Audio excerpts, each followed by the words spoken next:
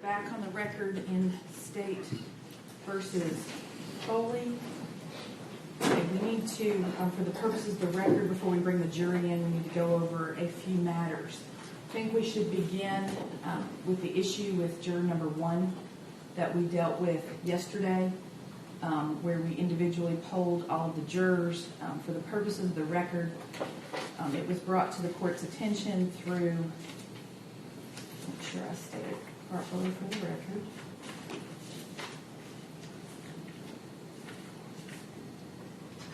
Question Q, that's been marked question Q, that there was an issue with juror number 1 speaking, whispering, and reacting to testimony yesterday during the trial that was in violation of the court's admonitions that I've given at every turn. We've individually polled the jurors, and we have substantiated that situation. I'd like to hear from each of you as to your position based upon what we heard yesterday as to juror number 1.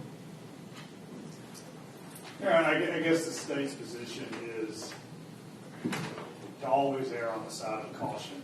And based on what we heard yesterday, without going into detail, we have 4 alternates, all of whom have, under oath, stated to this court that they can be fair and impartial, and have not reached any conclusions yet until the close of proof, and haven't professed any statements of any sort. So, and though this is unusual, and the state's not jumping up and down, and I think that's probably the most prudent route. That would be the state's position. The most prudent route is if you have capable, qualified alternates there, that's what they're there for, is in case an issue, this isn't the most foreseeable of issues, but an issue comes up. So that's the state's position, is that if the goal at the end of the day is to have a fair and impartial jury, that's the easiest solution.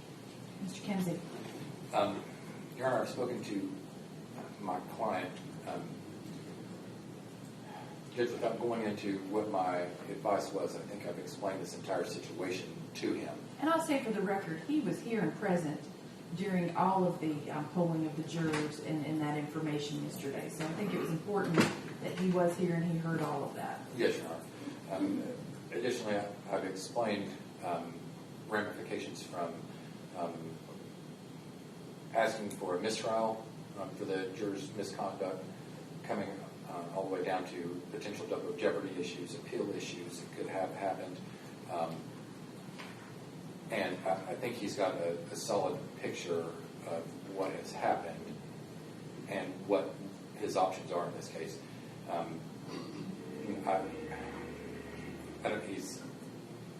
don't believe he has any questions about that, and he's represented that he would agree to strike juror number 1. Okay. All right. That being said, briefly then so we'll strike juror number 1, seat alternate 1. Any objection to seating alternate 1 as designated? No, Your Honor. Okay. And then juror number 2, we individually discussed with that juror the ability to follow the court's admonitions to remain fair and impartial and unbiased. And that juror was able to answer affirmatively that any contact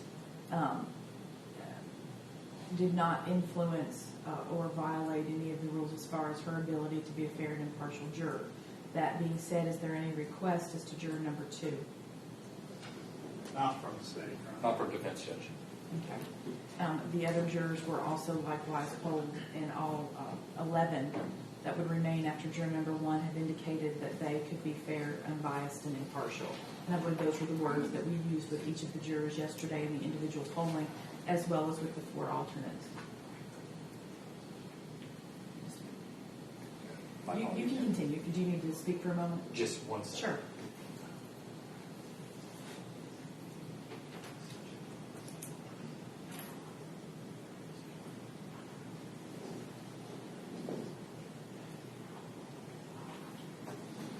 Thank you, Your Honor.